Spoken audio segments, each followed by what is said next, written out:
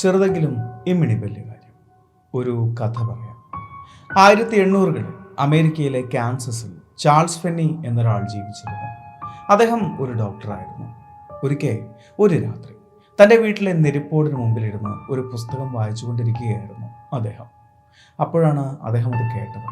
തൻ്റെ വാതിലിൽ ആരോ ഒരാൾ മുട്ടുന്നു. അതോടൊപ്പം ഒരു സ്ത്രീയുടെ കരച്ചിലും കേട്ടു. അദ്ദേഹം ചെന്ന് വാതിൽ തുറന്നു നോക്കി. അവിടെ കണ്ടത് ഒരു കുഞ്ഞിനെയും എടുത്ത് കരയുന്ന ഒരമ്മയായിരുന്നു. ആ കുഞ്ഞിന് എന്തോ ഒരു വയ്യായ്ക ഉണ്ടായിരുന്നതായി അദ്ദേഹത്തിന് മനസ്സിലായി. തൻ്റെ കുഞ്ഞിനെ എത്രയും പെട്ടെന്ന് രക്ഷിക്കൂ എന്ന് പറഞ്ഞായിരുന്നു ആ അമ്മ ഉറക്കെ കരഞ്ഞിരുന്നത്. അദ്ദേഹം ആ കുഞ്ഞിനെയും എടുത്ത് തൻ്റെ പരിശോധനാ മുറിയിലേക്ക് പോയി. അന്ന് അദ്ദേഹം താമസിച്ച വീടിൻ്റെ ബേസ്മെന്റിലായിരുന്നു അദ്ദേഹത്തിൻ്റെ പരിശോധനാ മുറി. കുഞ്ഞിന് അപ്പൻഡിക്സ് സംബന്ധമായ എന്തോ ഒരു പ്രശ്നമാണ് എന്ന് അദ്ദേഹത്തിന് മനസ്സിലായി. അത് ഒരൽപ്പം ഗുരുതരവും. അതുകൊണ്ട് തന്നെ എത്രയും പെട്ടെന്ന് ഒരു ശസ്ത്രക്രിയ നടത്താനുള്ള തയ്യാറെടുപ്പിലായിരുന്നു അദ്ദേഹം. എന്നാൽ അനസ്തേഷ്യയിൽ എന്തോ ഒരു പിഴവ് സംഭവിച്ച് ആ കുഞ്ഞ് സർജറിക്കിടയിൽ ഞെട്ടി എഴുന്നേൽക്കുകയായിരുന്നു. അസഹനീയമായ വേദന കാരണം ആ കുഞ്ഞ് ഉറക്കെ കരഞ്ഞു. എന്താണ് ചെയ്യേണ്ടത് എന്നറിയാതെ ഡോക്ടർ സ്തംഭിച്ച് നിൽക്കുകയായിരുന്നു. ആ രാത്രി ആ കുഞ്ഞ് ചോര വാർന്ന് മരണപ്പെട്ടു. കുഞ്ഞിന്റെ മരണം ആ അമ്മയെ ഭ്രാന്തമായ ഒരവസ്ഥയിലേക്ക് എത്തിച്ചു. അവർ ആക്രോശിച്ചുകൊണ്ട് ഡോക്ടറെ ആക്രമിക്കാനായി എത്തി. അവരെ തട്ടിമാറ്റി ഡോക്ടർ അവിടെ നിന്നും ഓടി രക്ഷപ്പെടുകയായിരുന്നു. ദിവസങ്ങൾക്ക് ശേഷം ഡോക്ടറെ അന്വേഷിച്ചെന്ന നാട്ടുകാർക്ക് കാണാൻ സാധിച്ചത് വയറ് കീറി ചോര വാർന്ന് മരിച്ച ഒരു പെൺകുട്ടിയെയും അവളുടെ തൊട്ടടുത്ത് മരിച്ചു കിടന്ന അവളുടെ അമ്മയെയുമായിരുന്നു. ആ സംഭവം നാട്ടിലാകെ ഭീതി പടർത്തി. പിന്നീട് ആരും ആ ഡോക്ടറെ കണ്ടിട്ടില്ല. പക്ഷേ ആ നാട്ടുകാർ കണ്ട മറ്റൊരു വിഷയമുണ്ട്. അടച്ചിട്ട ആ വീട്ടിൽ ജനാലക്കരികിൽ ഒരു കുഞ്ഞു പെൺകുട്ടിയെ പലരും കണ്ടിട്ടുണ്ട്. അന്ന് മരണപ്പെട്ട ആ പെൺകുട്ടിയുടെ പേര് സാലി എന്നായിരുന്നു. പിന്നീട് ആ വീട് അറിയപ്പെട്ടത് സാലി ഹൗസ് എന്ന പേരിൽ. 90-കളിൽ ആ വീട്ടിൽ ജീവിച്ചിരുന്നത് മറ്റൊരു കുടുംബമായിരുന്നു. ടോണി ഡെബ്ര പിക്മാൻ ദമ്പതികൾ.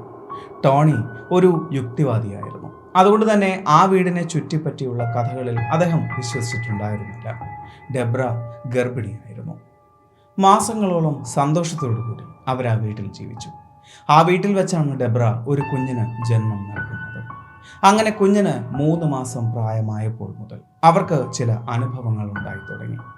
രാത്രി കാലങ്ങളിൽ കുഞ്ഞിന്റെ ചിരി കേട്ടാണ് അവർ എഴുന്നേൽക്കുന്നത്. നോക്കുമ്പോൾ കുഞ്ഞ് ഒരു പ്രത്യേക സ്ഥലത്തേക്ക് നോക്കി ചിരിച്ചുകൊണ്ടേയിരിക്കും. ചെറിയ കുഞ്ഞുങ്ങളിൽ ഇത് സ്വാഭാവികമായ ഒരു കാഴ്ച തന്നെയാണ്. ഇത് എല്ലാ ദിവസവും സംഭവിച്ചിരുന്നു. എന്നാൽ അവരെ ഭയപ്പെടുത്തിയ മറ്റൊരു വിഷയം, രാവിലെ എഴുന്നേറ്റ് നോക്കുമ്പോൾ കുഞ്ഞിനടുത്തു നിന്നും ചോരത്തുള്ളികൾ ഇറ്റിറ്റ് പോയതായി കാണാൻ സാധിക്കും. അതിനെ പിന്തുടർന്ന് ചെന്നാൽ അത് നേരെ ചെന്നത് വീടിന് താഴെയുള്ള ബേസ്മെന്റിലേക്കും. അത് തുറന്നു നോക്കിയാൽ അവിടെ യാതൊന്നും കാണാൻ സാധിക്കില്ല. ഒരിക്കൽ ടോണിക്ക് ഒരു അനുഭവം ഉണ്ടായി. തൊട്ടിൽ കിടക്കുന്ന കുഞ്ഞിന് കാണാനായി നിരത്തി വെച്ച പാവക്കുട്ടികൾ മുകളിലെ മുറിയിലിരിക്കുന്നതായി ടോണി കണ്ടു. ടോണി ഡെബ്രയോട് ഈ കാര്യം അന്വേഷിച്ചു. എന്നാൽ പാവക്കുട്ടികളെ മുകളിൽ കൊണ്ടുവച്ചത് താനല്ല എന്ന് ഡെബ്ര ഉറപ്പിച്ചു പറയുന്നു. അങ്ങനെ ടോണി ആ പാവക്കുട്ടികളെ എടുത്ത് വീണ്ടും കുഞ്ഞിന് മുന്നിൽ കൊണ്ടുവച്ചു. അല്പനേരത്തിന് ശേഷം അതേ പാവക്കുട്ടികൾ മുകളിലത്തെ നിലയിൽ വട്ടത്തിൽ നിരത്തി വെച്ചിരിക്കുന്ന കാഴ്ചയാണ് ടോണി കണ്ടത്. ആ ദിവസം മുതൽ വീടിന്റെ മുകളിലത്തെ നിലയിൽ ആരൊക്കെയോ നടക്കുന്ന ശബ്ദം അവർക്ക് കേൾക്കാമായിരുന്നു. അതുവല്ല പൂച്ചയോ മരപ്പട്ടിയോ ആകാമെന്ന് പറഞ്ഞ് ടോണി ഡെബ്രയെ സമാധാനിപ്പിച്ചു. ഒരു ദിവസം ആ ശബ്ദം എന്താണ് എന്ന് നോക്കാൻ വേണ്ടി ടോണി മുകളിലേക്ക് ചെന്നു. അവിടെ പൂച്ചയെയോ മരപ്പട്ടിയോ ഒന്നും തന്നെ ടോണി കണ്ടില്ല. പക്ഷേ ആ ഇരുട്ടിൽ തന്നെ ആരോ നോക്കി നിൽക്കുന്നതായി ടോണിക്ക് മനസ്സിലായി. ടോണി ആ ഇരുട്ടിലേക്ക് തന്നെ നോക്കി. അവിടെ ടോണിക്ക് കേൾക്കാൻ സാധിച്ചത് ഒരു കുഞ്ഞിന്റെ ഉറക്കെയുള്ള ചിരിയായി.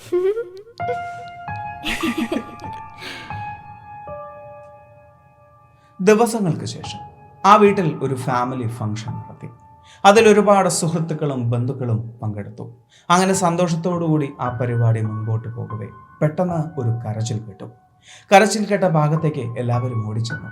അവിടെ ഗോവണിയിൽ ഒരു പാവ കത്തുന്ന കാഴ്ചയാണ് എല്ലാവരും കണ്ടത്.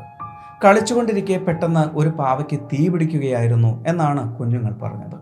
എന്തായാലും ആർക്കും അപകടങ്ങളൊന്നും സംഭവിച്ചില്ലല്ലോ എന്ന സമാധാനത്തിലായിരുന്നു എല്ലാവരും. എന്നാൽ ടോണിയുടെയും ഡെബ്രയുടെയും മനസ്സിൽ ഭയം മാത്രമായിരുന്നു. അതൊരു തുടക്കമായിരുന്നു. പിന്നീട് ആ വീട്ടിൽ പല വസ്തുക്കളും പെട്ടെന്ന് കത്തുന്നതായി അവർക്ക് കാണാൻ സാധിച്ചു. കൂടുതലും പാവകൾ. കൂടുതൽ അന്വേഷണങ്ങൾ നടത്തിയെങ്കിലും അതേക്കുറിച്ച് പ്രത്യേകിച്ച് കാരണങ്ങളൊന്നും തന്നെ കണ്ടെത്താൻ സാധിച്ചില്ല. ടോണിക്കും ഡെബ്രയ്ക്കും മുമ്പ് ആ വീട്ടിൽ താമസിച്ചിരുന്നവരോട് ഇതേക്കുറിച്ച് അന്വേഷിക്കാൻ അവർ തീരുമാനിച്ചു.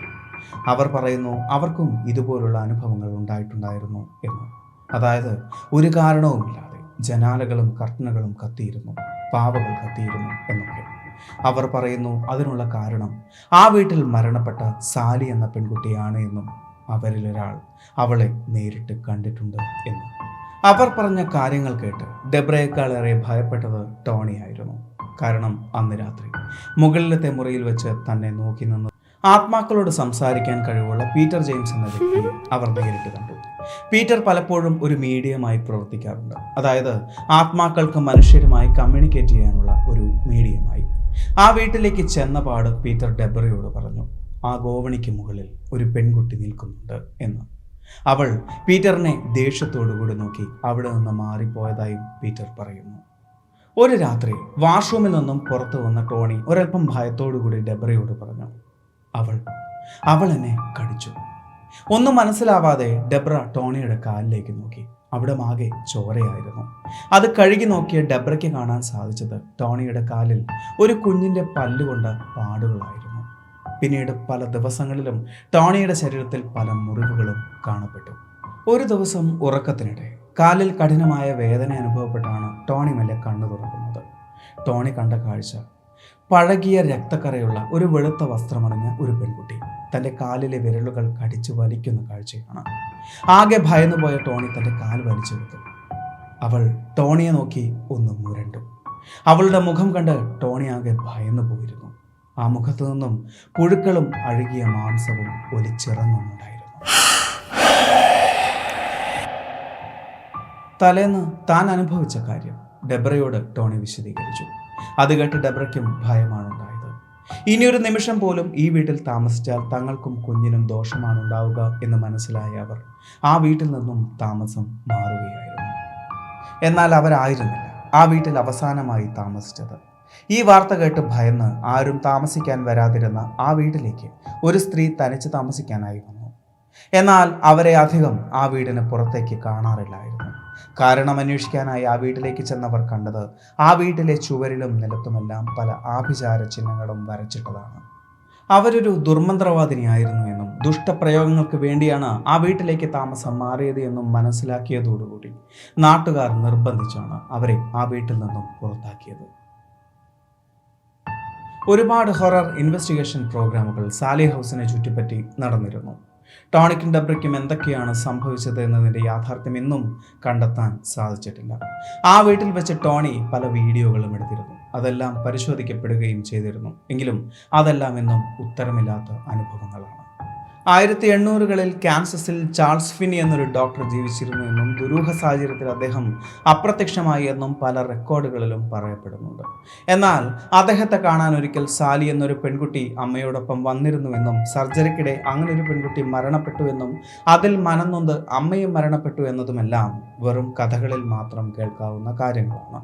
അതുപോലുള്ള കഥകൾ കേട്ടായിരിക്കാം ടോണി ഡെബ്ര ദമ്പതികൾക്ക് ഇത്തരത്തിലുള്ള അനുഭവങ്ങൾ ഉണ്ടായത് എന്നും പരക്കെ വിശ്വസിക്കപ്പെടുന്നു.